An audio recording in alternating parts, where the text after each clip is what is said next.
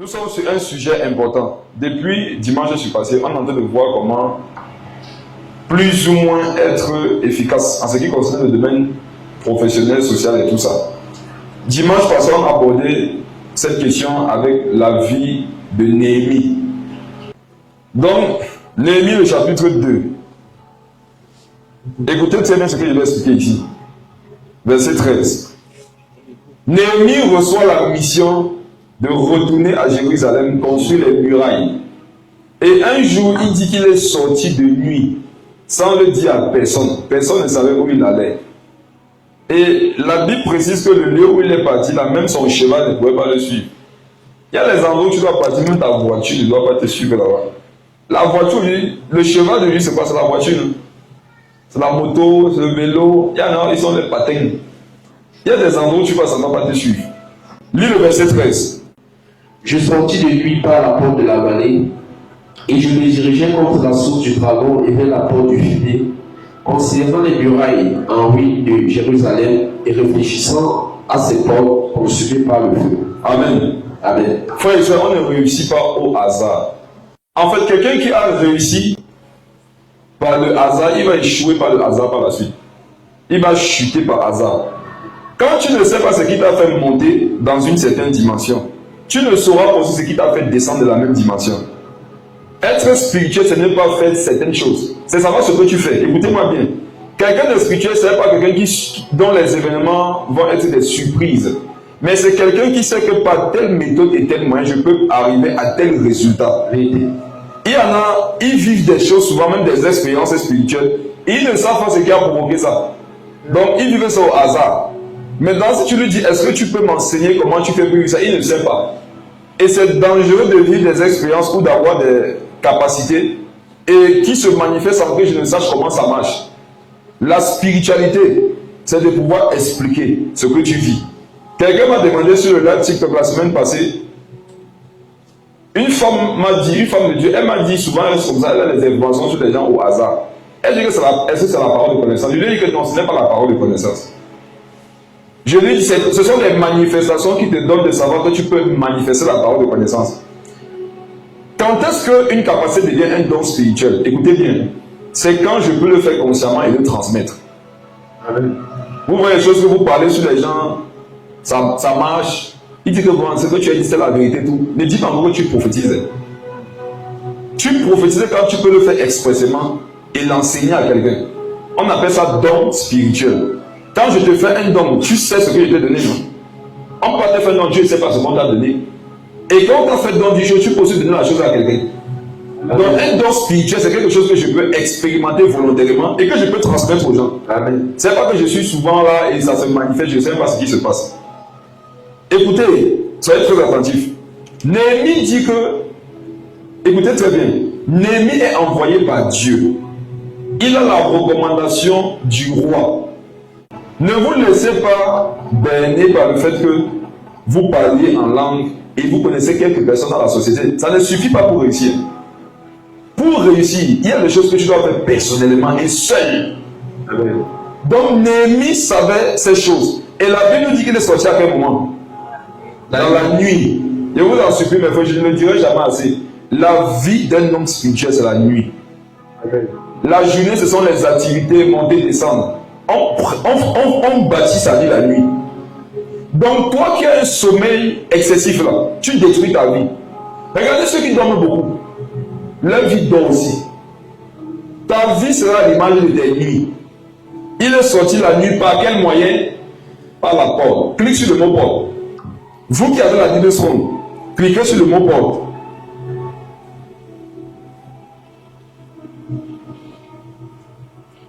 Lis 1B, première dimension de la porte. Espace. Parce que pour sortir, il faut bien sortir par un lieu. Nous sommes entrés ici dans cette salle-là, par des portes, non?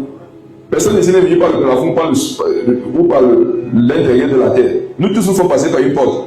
Si tu veux accéder à un endroit, il faut chercher la porte. Tu veux avoir une vie spirituelle stable. Tu veux avoir une vie sociale stable. Tu veux une vie matrimoniale stable. Une vie professionnelle stable. Mais est-ce que tu connais la porte pour arriver là-bas? Tu peux connaître Dieu. Tu peux connaître les hommes. Mais si tu ne connais pas la porte, Dieu peut te donner une maison. Mais si tu ne connais pas la porte de la maison que Dieu a donnée, est-ce que la maison va être utile? Non. Un homme peut t'offrir une maison, mais si tu ne connais pas la porte de la maison, tu auras la maison, mais tu vas toujours vivre dans la rue. Et la plupart des chrétiens aujourd'hui connaissent Dieu, connaissent des personnes, mais ils vivent dans la rue. Ils ont des maisons, des capacités, des potentialités, des ouvertures, mais leur vie n'en est pas à l'image. Par la porte, 1B, qu'est-ce que la Bible dit? Porte, l'espace entre des portes de marché, du lieu de rencontre du public. Donc, le lieu par lequel Néhémie est passé, c'était un espace entre les portes, le marché, le lieu de rencontre publique. Généralement, lorsque tu fais un métier, tu le fais dans un lieu, non? Néhémie sortait la nuit, non? Pour aller dompter les lieux où il travaillait. Un chrétien qui travaille quelque part ou qui fait des activités et qui n'a pas l'habitude de se lever la nuit pour aller spirituellement dans les lieux où il travaille, faire certaines choses. Quand il va arriver là-bas en journée, ce sont les choses que d'autres personnes auront fait, qui vont le gérer. Tu sais ton affaire que tu dénonces les sorciers là. Si tu dénonces la sorcellerie sans toi-même faire une chose spirituelle, tu vas subir les actes de la sorcellerie. Dieu merci. Quelqu'un va dire comment il dit Dieu merci, mais je dis ça. Dieu merci, non? Le monde devient de plus en plus spirituel et dur. Les paresseux, les ignorants n'auront plus de place bientôt. D'ailleurs, ça a déjà commencé. Aujourd'hui, pas besoin que le poste soit à 5 millions le mois. Même les postes aujourd'hui de 100 000. Mon ami, il y a le combat spirituel là-bas. C'est une bonne chose. Ça va obliger d'être spirituel à chercher Dieu. Quand tu vois pourquoi les gens vont voir les féticheurs aujourd'hui, c'est parfois pour un travail de 80 000 le mois. 100 000. Moi, j'ai vécu une chose entre deux collègues quand ils travaillaient encore à l'époque. Ils ont eu des problèmes et un a dit à l'autre que tu vas voir dans le service. Comme il a parlé le lendemain, l'autre venu son pied avec gonflé comme ça. Ça m'a rigolé. C'est sérieux. Son pied a gonflé.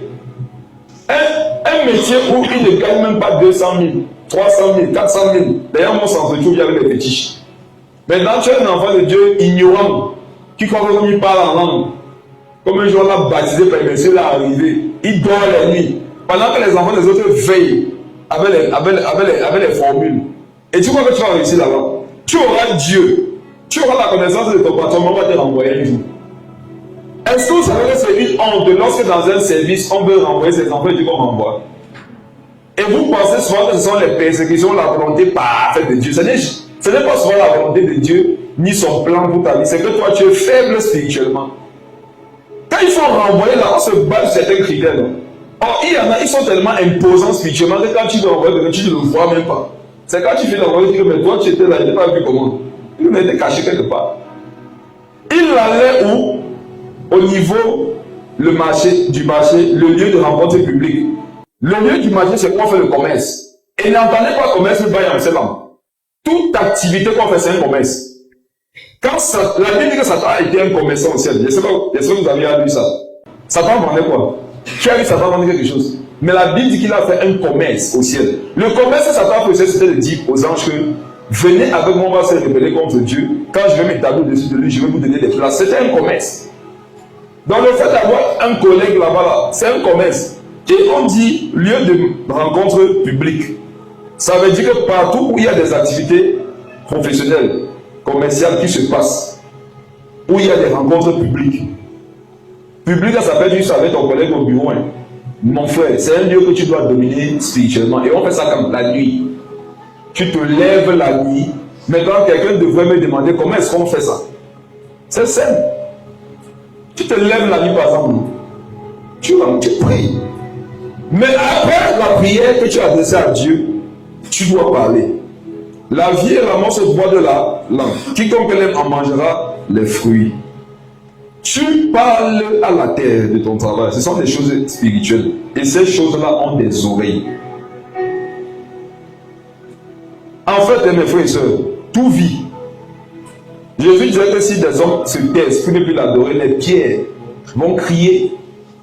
Et il y en a ici, vous n'avez pas une bonne relation au travail parce que vous ne parlez pas à vos patrons. Et Dieu nous a donné le pouvoir de parler aux gens sans être avec eux. Et leur dit ce qu'on ne peut pas leur dire en face. Amen. Tu dis maintenant que je m'adresse à toi, mon patron. Tu cites son nom. Au nom de Jésus, tu tu lui parles. Je vous assure, la personne va s'échapper à faire un songe. Qui a remarqué que mon père, moi, certaines personnes, on explique les songes des gens. On révèle les songes des gens, on les explique. En fait, vous savez souvent pourquoi on peut donner les songes des gens. On peut révéler les songes des gens. Parce que c'est nous qui leur avons donné ces songes. Il y a deux types de songes. Il y a les songes qui viennent. Enfin, il y a trois types. Il y a des songes qui viennent de Dieu, du diable et des hommes. Est-ce que vous savez que vous pouvez donner les songes aux gens? Tu refuses dire à ton patron que cette nuit, tu me vois dans ton songe et tu vois comment tu me fais du bien. Tu vois comment tous les autres dans c'est eux qui viennent détruire l'entreprise. Tu déclares ça. Le problème, c'est que toi, tu es trop naïf. Tu penses que quand tu as déposé ton CV, la vie va être facile. Oh, il y a des gens qui partent te consulter, ils font les sacrifices. Et ça marche, on voit, non? N'est-ce pas? Vous avez été témoin souvent de ça. Quelqu'un n'est pas le meilleur employé. C'est lui qui vole. C'est lui qui manque le travail. C'est lui qui est en retard. Fin d'année, meilleur employé, on l'appelle. Tout le monde veut s'évanouir que mince. Même pas celui-ci. Qu'est-ce qu'il a fait? Il s'est levé la nuit. Et si ça vous fait mal, levez-vous aussi la nuit. Amen. Tu dors la nuit, tu as mal de ce que les gens se sont levés, ils ont établi des choses. Le monde ne va pas te donner ce qui est à toi tant que tu ne vas pas le prendre la nuit. Et alors vous êtes trop naïf, vous pensez que la reconnaissance des hommes, ça va venir comme ça. Jamais. Tu sais combien de personnes veulent que tu chutes au boulot là-bas. Dans ta famille, il y a des combats partout. Et le fait qu'ils parlent là, ça a une puissance. Maintenant, si toi aussi tu ne parles pas, tu vas subir. La Bible dit que tout l'homme qui s'élèvera en justice contre toi, en jugement contre toi, tu l'as condamnera. Tu l'as condamnera. Donc Dieu veut nous voir certaines condamner des choses.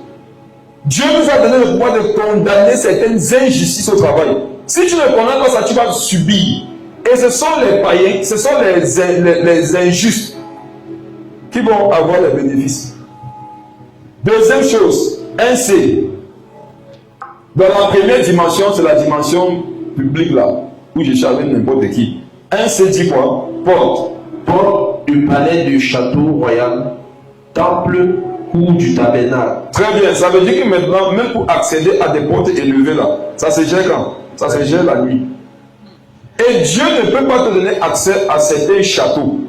Quand il ne te voit pas avoir les pratiques qu'il faut en préparation pour se retrouver dans les châteaux. Amen.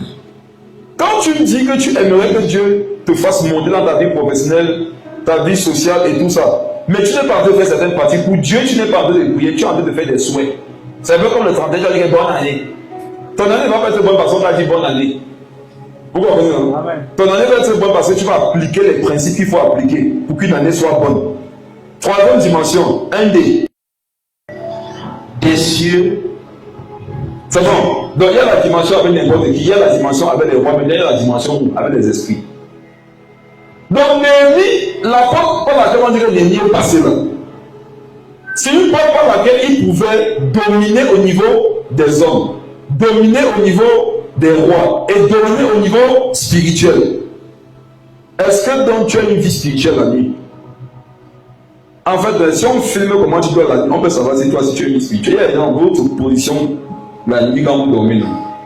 Ça montre que votre vie spirituelle au sol. Quand tu dors, tu écartes tes pieds là. Il y a des gens qui ne dorment pas spirituellement. Quand tu veux voir quelqu'un qui dort spirituellement, il est renfermé sur lui, il est quelque part. Il y a d'autres, la tête au sol, le corps est sur le lit, ça ne rend même pas compte. Ton sommeil exprime ta mort spirituelle. Les gens qui dorment, il y a des bruits par exemple, dans le temps, c'est le matin, ils disent qu'il n'y en a plus. Des cieux, et on dit de l'enfer. Comme pour dire que ce sont des catégories qui te donnent de pouvoir être entre les cieux et l'enfer. Je vais vous dire les choses. La porte par laquelle Néhémie passait, c'était une porte par laquelle il pouvait avoir accès, on dit bien figuré, donc à ce qui est comme le ciel et l'enfer. Donc il pouvait opérer dans les deux dimensions. En fait, avoir une vie de prière nocturne, ça nous donne de pouvoir collaborer avec les anges comme il faut, et ça nous donne aussi de pouvoir dominer les démons comme il faut. Et quelqu'un qui a ce style de vie, vous allez voir forcément dans sa vie voir les résultats. Et ça commence par n'importe quel métier que tu fais. Tu vois le lieu où tu vends, où tu travailles. Ce sont des lieux où tu dois régulièrement prier et proclamer des paroles. Tu dois assujettir le lieu. Tout lieu que foulera la plante de ton pied, je te le donnerai. Donc où tu travailles, c'est le lieu où tu foules généralement le sol. La Bible dit que ce lieu-là, Dieu veut te le donner. Et si tu as remarqué que où tu travailles, tu n'as pas encore la domination, c'est que tu n'as pas encore fait ce qu'il faut. Moi, j'ai vu des personnes spirituelles, il n'a pas un gros poste dans l'entreprise. Mais quand c'est compliqué, c'est comme si on s'appuyait sur lui. Ça, c'est les gens spirituels. C'est comme s'il n'est pas là, mais quand ça chauffe, c'est sur lui qu'on s'appuie. Amen. Amen. Donc, levez-vous la nuit, faites ces choses. Si tu as un collègue qui te dérange, cherche seulement son nom. Pas pour lui faire du mal. Tu lui parles la nuit. C'est pas ce qu'on voit. Parle-lui la nuit. Conseille-lui d'arrêter ce qu'il ou ce qu'elle fait. Demande-lui de se tourner vers Jésus. Et dis à la personne, mais si tu ne veux pas, ce qui va t'arriver, c'est ton problème. Mais dans tous les cas, toute puissance que tu manifestes là-bas au travail, ça n'a aucun effet sur moi. Et c'est l'onction qui est sur ma vie qui te domine. Pas qu'aujourd'hui, tant que toi et moi on est dans la même entreprise là, l'onction qui est sur moi deviendra ton onction. C'est généralement après ça que vous allez voir des personnes avec lesquelles apparemment tout allait bien commencer à se lever contre vous. Ne soyez pas surpris souvent quand vous voyez vos collègues se lever contre vous pour rien. C'est que vos prières de la nuit les gênent. Il y a des choses qu'on ne gère pas physiquement, on gère ça spirituellement. Et les chrétiens, généralement, attendent maintenant que la justice de Dieu se fasse physiquement, alors qu'elle doit se faire d'abord dans la vie de prière. Et je dis que la vie de prière est une portion où je m'adresse à Dieu, je lui demande la force, l'intelligence, la sagesse. Mais il y a une dimension où c'est moi qui établis les choses avant comme je voudrais que ça se passe. Il y a des gens que vous devez renvoyer avant le patron. Je vous dis, il y a des gens que vous devez les renvoyer certaines entreprises. Pourquoi? Ils nuisent tout le monde. Ils mettent les autres en difficulté. Non seulement c'est eux qui ne travaillent pas, mais ceux qui travaillent, ils leur mettent des bâtons dans les roues. C'est eux qui doivent partir. Tu ne laisseras pas vivre la sorcière. La sorcellerie, c'est que tu ne veux pas faire et tu embêtes ceux qui font. Or, ils ont leur famille à nourrir. Si toi, tu ne sais pas pourquoi tu es venu, sinon on va te rappeler à l'ordre. Donc, c'est parfois d'établir que toute personne qui n'est pas réglée ici quitte. Il faut prêcher, il faut parler. Il faut déclarer ça. Et ça va, il en va de même pas que dans la vie professionnelle, même dans la vie familiale. Là. Il y a des gens sur la terre, c'est vous qui êtes gentils. Il y a des gens qui sont là pour nuire. Il y a les gens, ce sont des fils de la perdition. Ce sont des démons dans des corps humains. Ils ne sont pas là pour vivre, ils sont là pour nuire. Et moi, il y a une prière que je fais souvent à Dieu. Je dis, Seigneur Jésus, tu veux sauver. Mais il y a les gens qui ne veulent pas que tu les sauves. Si dans ton plan pour eux, ils ne vont jamais accepter la conversion. Ça veut dire que s'ils vont vivre 80 ans, et ils ne vont jamais t'accepter, Seigneur, vas-tu laisser qui traumatise ceux qui veulent vivre? Ceux qui vont aller au ciel, Dieu dit quoi? La prière est mauvaise. Il dit, Jésus, protège ton église. Protège ses familles, protège ton peuple. Maintenant, Dieu décide ce qu'il va faire. C'est lui qui a le pouvoir de la vie et de la mort, de l'enfer du ciel. Nous seulement, on parle. Et chaque enfant doit parler. Regardez quand David a fait du bien à Nabal. Vous avez vu le retour de Nabal? Sa réponse, son comportement. David a voulu, lui, par la chair, exécuter la justice de Dieu. Dieu l'a bloqué. Dieu a exercé sa justice lui-même. Et pourquoi? Regardez, en fait, dans toute société où il y a l'impunité, la corruption, l'injustice, la mort va aller sans cesse grandissant. Vont aller sans cesse grandissant. Pourquoi les pays africains, notamment noirs, le désordre ne cesse? C'est parce qu'on ne punit pas. C'est pas ça. C'est parce qu'on ne punit pas. Et une société, un système dans lequel il n'y a pas de punition, c'est un système d'une société qui voit l'échec. Et la parole de Dieu, c'est parfois n'est pas que pour sauver, elle est aussi pour juger. Amen. Vous pensez que c'est quand les gens non les mettaient là-bas à la pause centrale? Armée, feu, c'est qu'il y a ce qu'on voit là. Un papa à l'époque nous éduquait en tout ce qui était éducation civique. Il avait été un grand fonctionnaire de ce pays. Il avait mis sur pied une ONG pour éduquer la jeunesse camerounaise. Un jour, je suis allé à l'un de ses séminaires. Et il nous racontait que, je vous assure, mes frères et sœurs, tous les pays ne sont pas comme le Cameroun. Il est allé aux Philippines. Et pour la mission qu'il avait à faire là-bas, il avait un gros montant qui était réservé pour la sécurité sanitaire. Donc s'ils tombaient malades, quel que soit ce dont ils avaient besoin, ils puisaient dans cette caisse-là pour les soins. C'était une grosse somme. Or, pendant la mission, personne n'est tombé malade. Donc il allait voir un médecin. Il a dit au médecin qu'il est en mission, il est camerounais, et que vraiment il y a une grosse somme qu'on a laissée pour les soins. Or, personne n'est tombé malade. Est-ce que le médecin peut lui faire un cas comme un bon camerounais, non? Est-ce que tu peux me faire un truc là? Il croyait qu'il est à Yaoundé. À Bonas. Le médecin lui a posé une seule question. Le médecin lui a dit qu'est-ce que mon pays gagne quand je fais ça?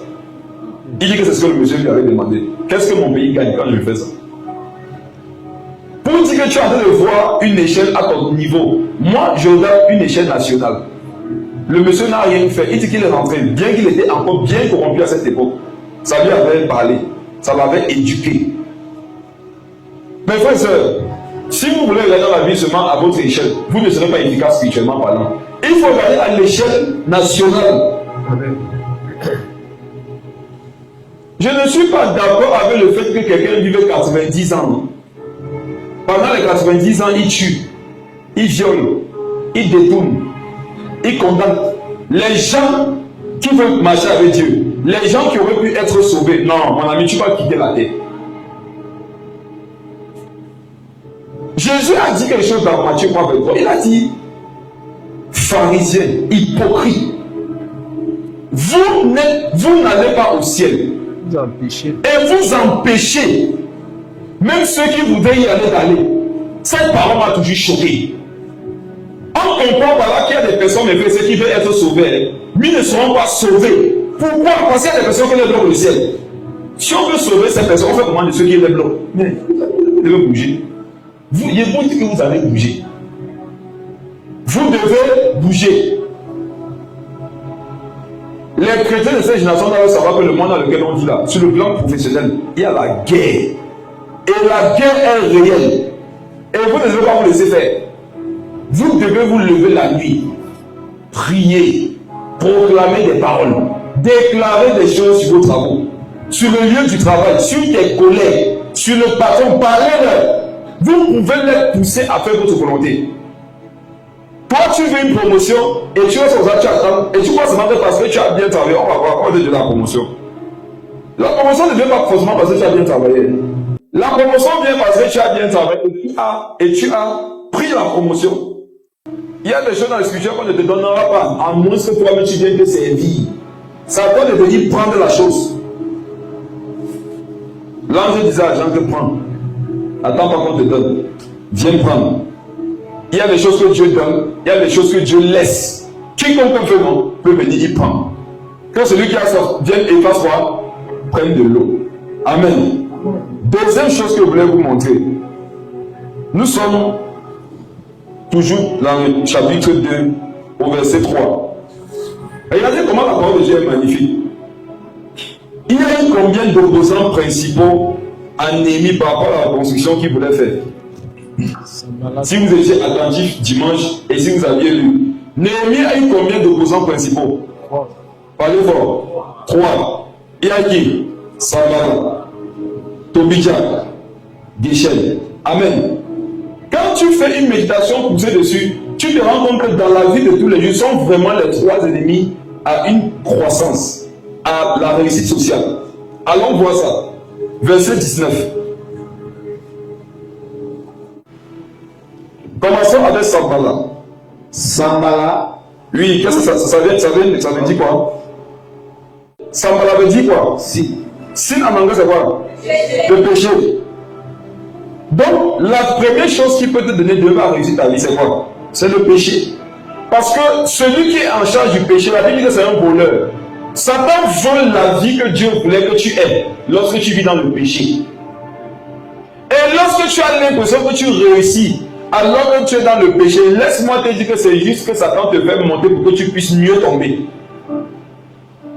Et on nous dit que ça veut dire quoi? Dieu lunaire. Lisons la suite. A donné vie. Donc, regardez, à cette époque, nous sommes à Babylone, non? Les Babyloniens avaient une certaine façon de gérer et de comprendre le temps en fonction de la lune. Donc, la lune dont il est question ici, c'est la notion du temps. Et s'il y a une chose qui s'oppose à la réussite de beaucoup, c'est le fait que Satan, au travers de l'image de Sambala, leur rend conscient que non, vous n'avez plus de temps. Amen. Quand le Dieu lumière t'attaque, il te dira que regarde, à 30 ans, 35, 40 ans, qu'est-ce que tu peux encore faire? 45 ans, 50 ans, tu vois que pour toi c'est fini. Ça c'est quand Sambala est en train de te parler.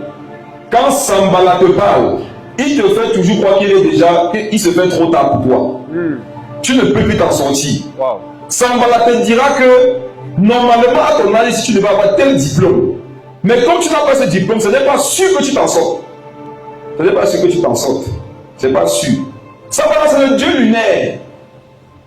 Il va te faire comprendre que, regarde, normalement, si tu avais commencé le projet, c'est en janvier, ça devait marcher, mais là, on est déjà en avril. Donc, regarde, attends seulement encore janvier de l'année prochaine. Chaque fois que vous avez des oppressions dans vos esprits, ou des oppositions, des freins, des découragements qui sont rattachés au temps, sachez que Sambala est en train de vous parler. Amen. Amen. Deuxième, c'était qui? Tobidja. Tobidja. Clique sur Tobidja. Attends, on a dit que Sambala, c'était quoi? Le Oronique. Maintenant, on est sur Tobidja.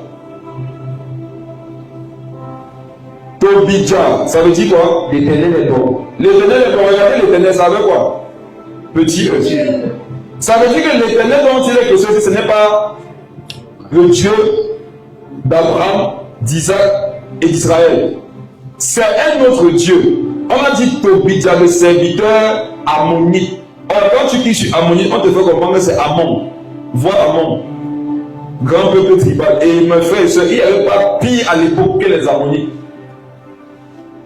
Et les ammonites là, c'était les descendants de l'inceste qui avait eu entre Lot et ses filles. Parce que l'une des filles avait donné les Moabites, l'autre a donné les Ammonites. Dans leur source derrière, c'était une source de péché. Et maintenant, on nous dit que l'un de s'appelait Tobidja, l'Éternel est bon. Premier ennemi pour ta réussite sociale, c'est la conscience que je n'ai pas de temps. Deuxième ennemi, c'est de croire que autour de toi, non, c'est bon. Ça va tout bien se passer, ça sera facile.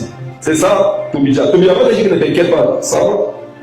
Il y a des gens qui sont pires que toi.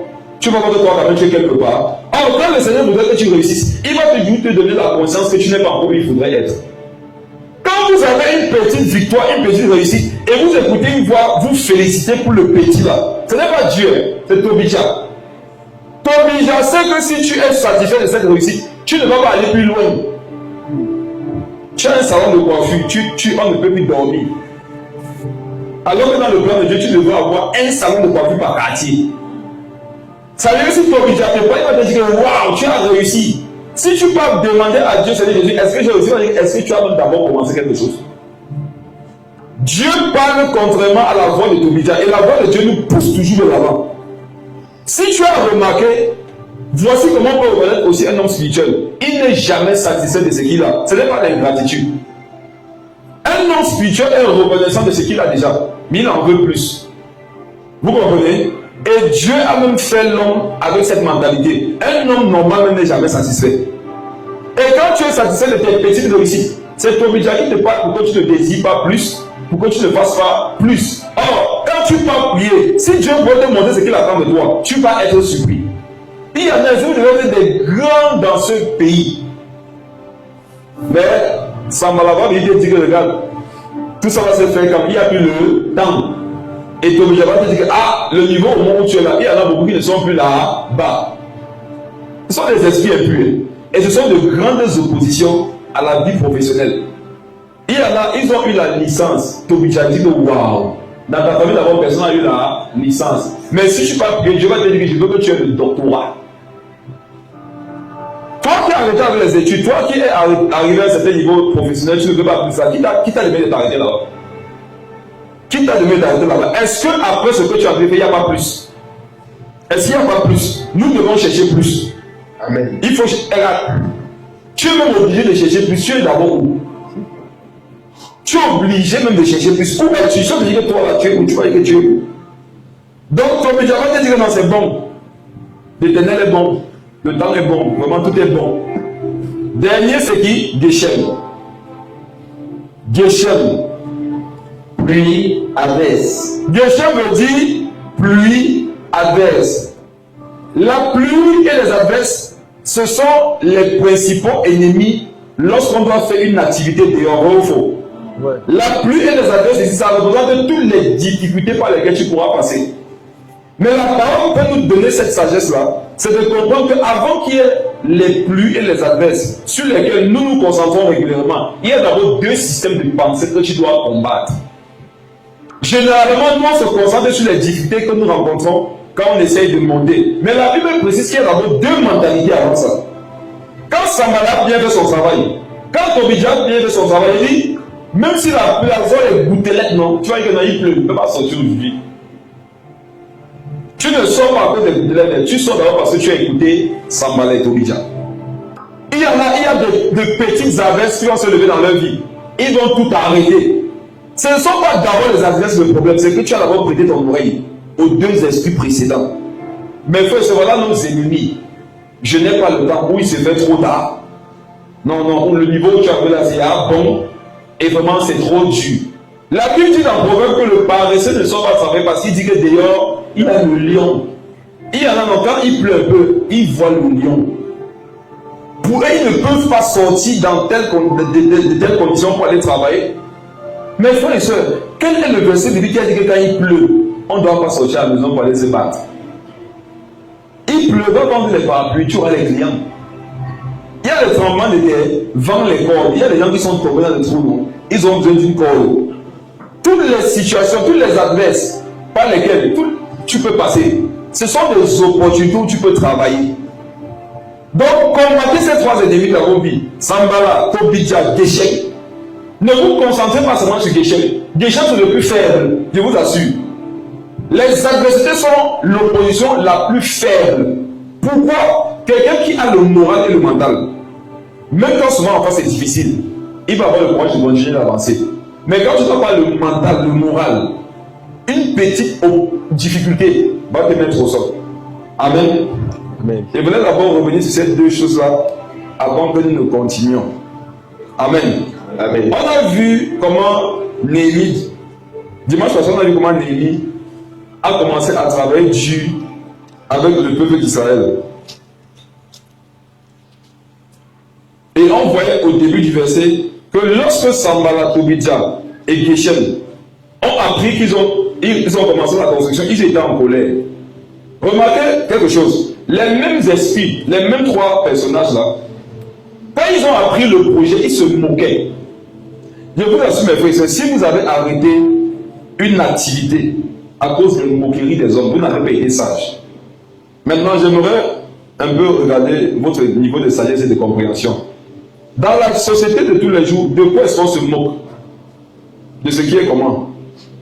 Ce qui est, dis fort, petit, amen. Est-ce qu'on est ensemble? Je vais vous lancer quelque chose d'important. Généralement, on se moque de qui? Des petits. On se moque de ce qui est faible. Quand quelqu'un passe avec une V8, tu as une Yaris, il peut se moquer de toi, non? Vrai ou faux? Quand quelqu'un a devant lui un plat de poulet, viande, caviar, il peut se moquer de toi qui a quoi? Du tablouka. Est-ce qu'on est ensemble? Quand quelqu'un a une habit qui coûte 400 000, il peut se moquer de toi qui a une culotte de 200 francs et un chien de 100 francs. Vrai ou faux? Ok. Quand la Bible dit donc que Sanballat, Tobidja et Geshem se moquaient de Néhémie, quel est le message derrière? Ce que Néhémie voulait faire, à leurs yeux, c'était médiocre. Et il y en a ici, le Seigneur vous a enseigné une sagesse. Dieu t'a dit que pour te confier de grandes choses, il va te confier de petites choses. Quand Satan voit Dieu te confier de petites choses, il sait ce que Dieu veut faire. Et donc, s'il ne veut pas que le projet de Dieu s'accomplisse, il va venir à ton niveau se moquer de ce que tu fais. Il y en a ici, non? Dieu vous a demandé de vendre la banane mise sur le plateau. Mais vous avez craint les moqueries. Vous avez craint le jugement des hommes.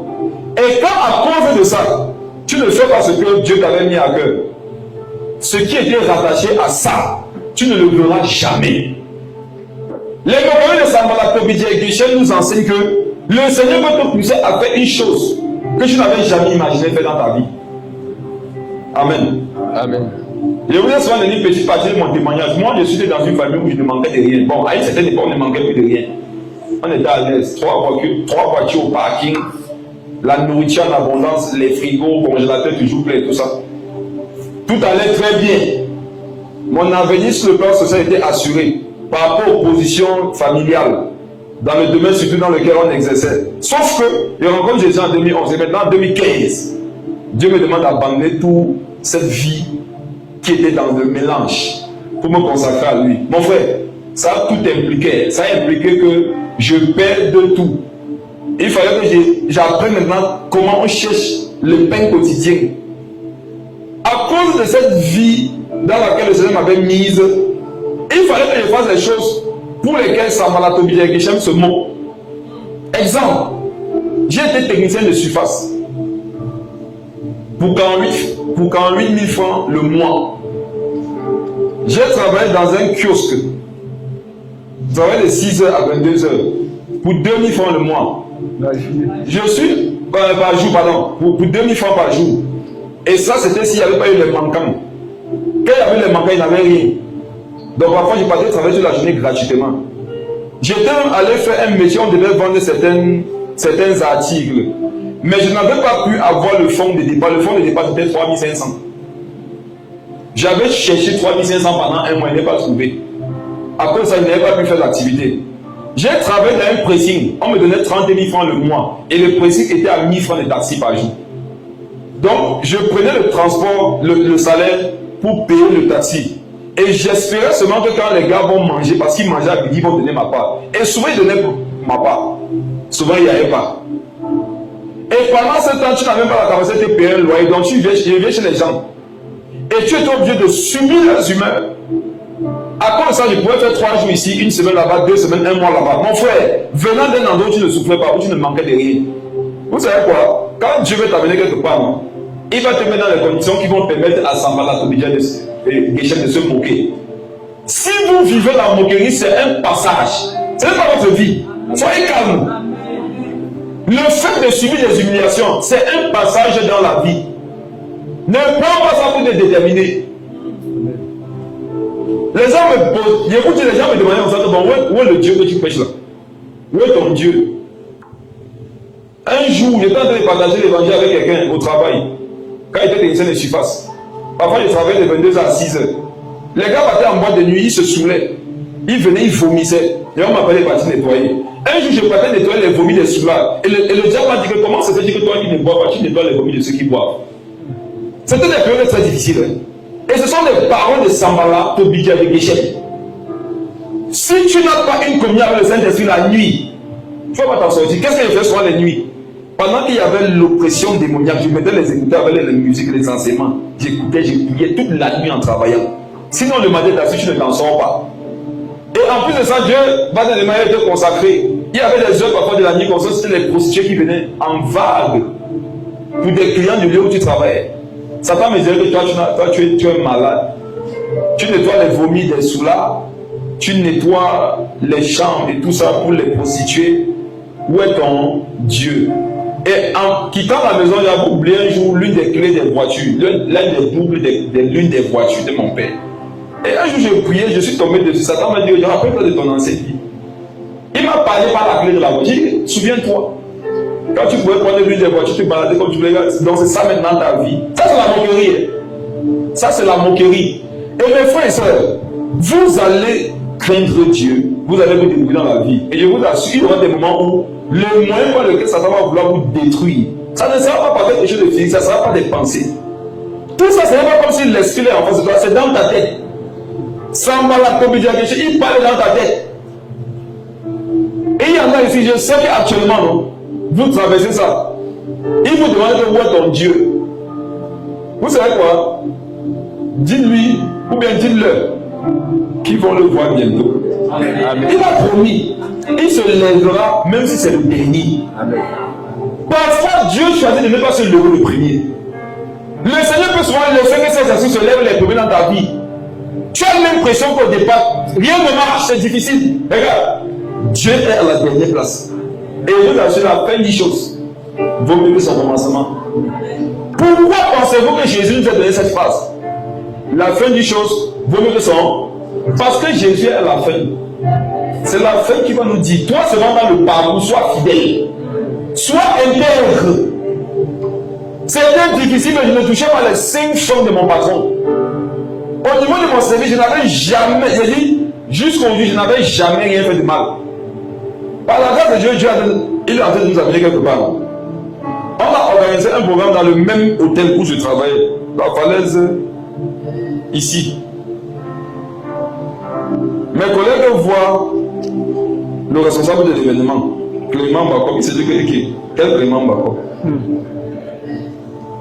Le technicien ne suit pas ça. Celui qui mangeait le pain. Essayez de vous parler un peu. Mes frères et sœurs, il y avait des semaines où je ne mangeais que le pain.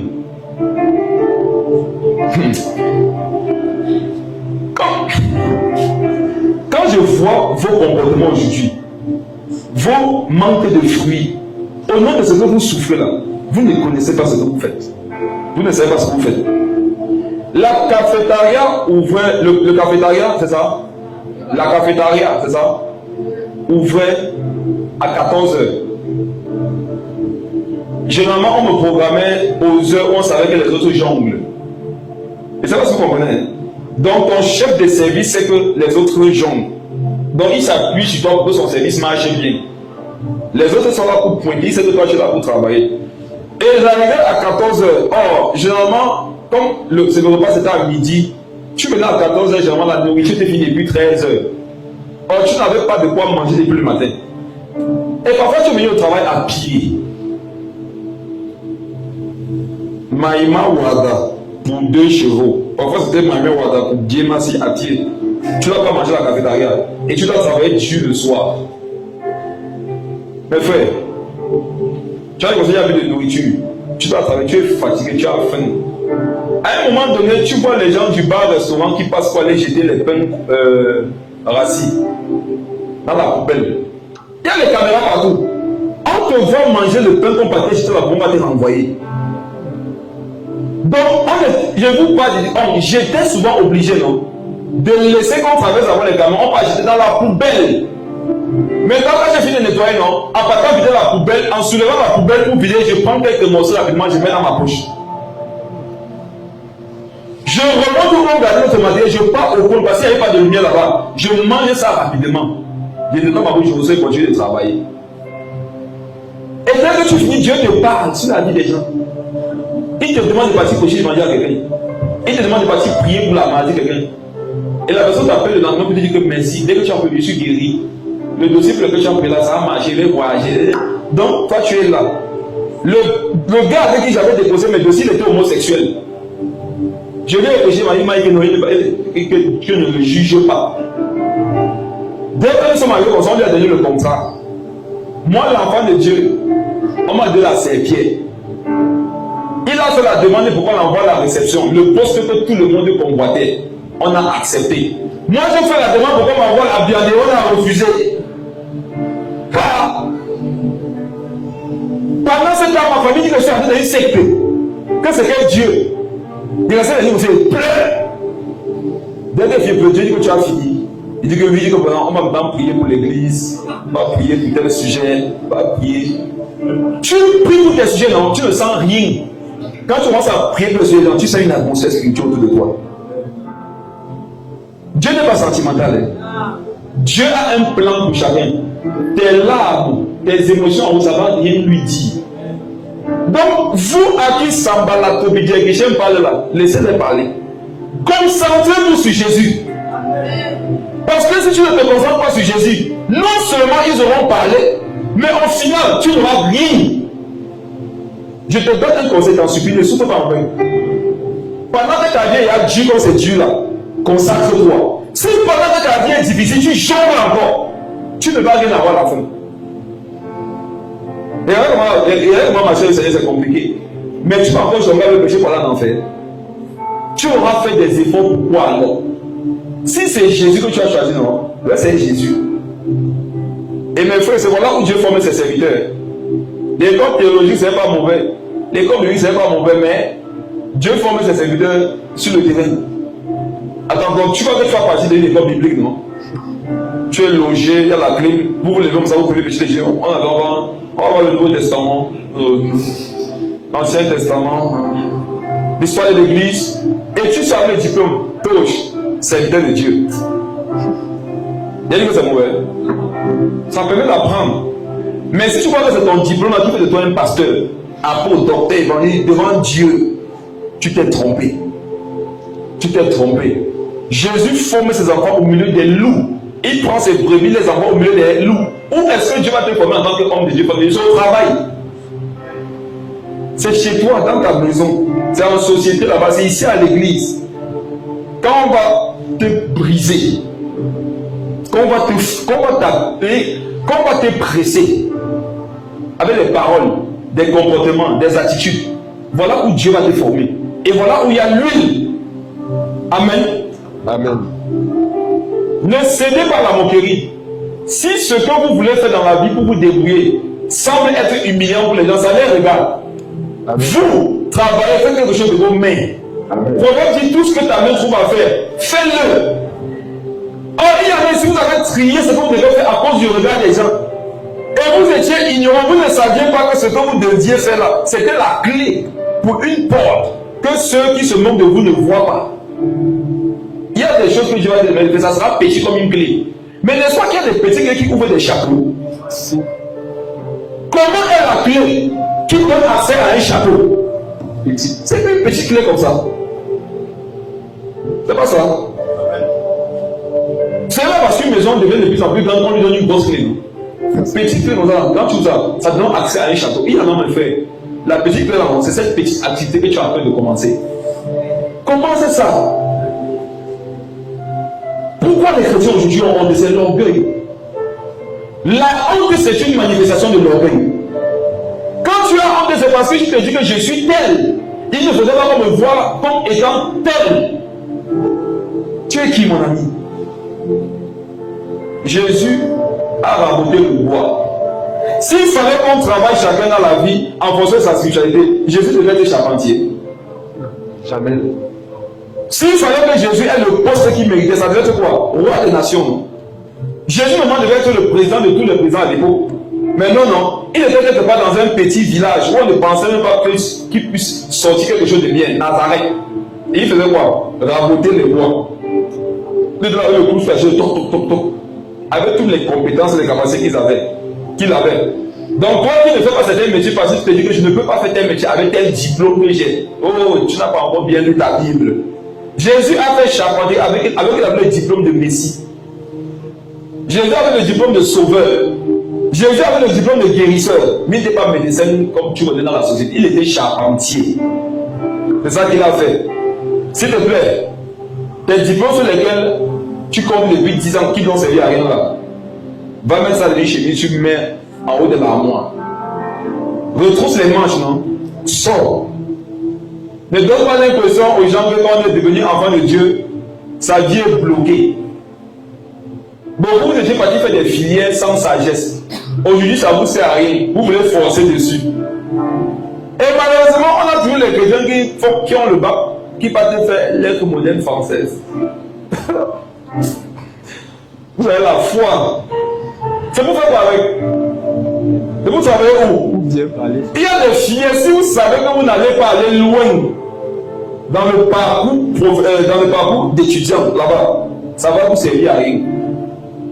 Quand tu as fini de faire tes 2 ans, regarde, BTS en sociologie au Cameroun, c'est pour travailler où? Est-ce qu'il y a quelque chose pour travailler avec? Mais sur 20 000, comme vous êtes chaque année, combien vous pouvez travailler avec ça? Mais si on n'annonce pas le groupe, il y a une possibilité de se faire former en tant que mécanicien, ça ne vous intéresse pas. Puisqu'à l'offre pas.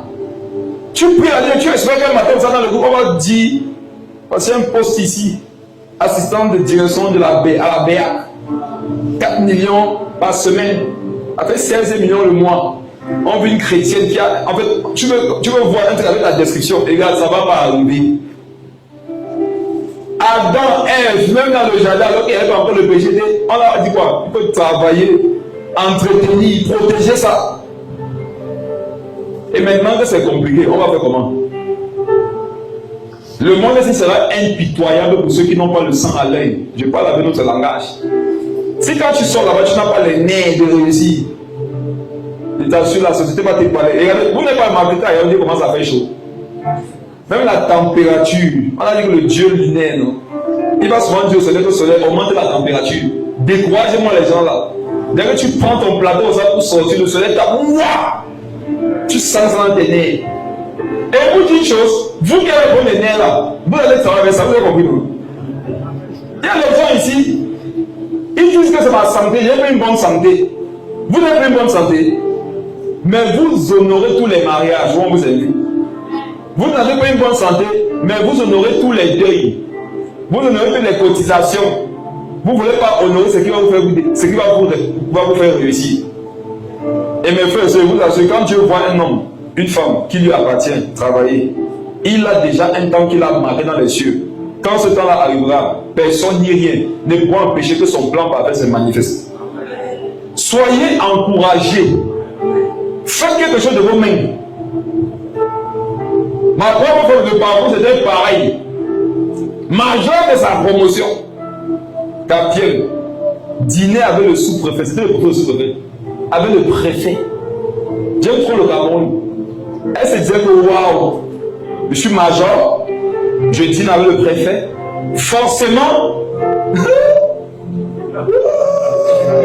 Forcément quoi? Comme le repas là, on a dit que fini là, non? C'était fini aussi comme ça. Tu vas jongler le fou. Juste là, Dieu te dit que ma fille, si c'est là-bas que tu comptes, tu vas compter longtemps. Va te faire former encore. Amen. Ce n'est pas parce que vous avez été major dans un domaine que vous allez travailler là-bas. Vous pouvez être major là parce qu'il fallait que vous appreniez bien écrit. Pour aller maintenant faire votre vraie formation. Et quand un Camerounais a un diplôme, c'est comme si c'est la fondation de sa vie comme ça. Major achète le terrain. Major paie le loyer. C'est un major qui travaille, qui paie le terrain et le loyer. Mon propre grand frère, major de sa promotion en droit des affaires dans une grande école. Je dis major de sa promotion, droit des affaires. Une grosse école. Le gars est sorti, il a déposé 25 demandes.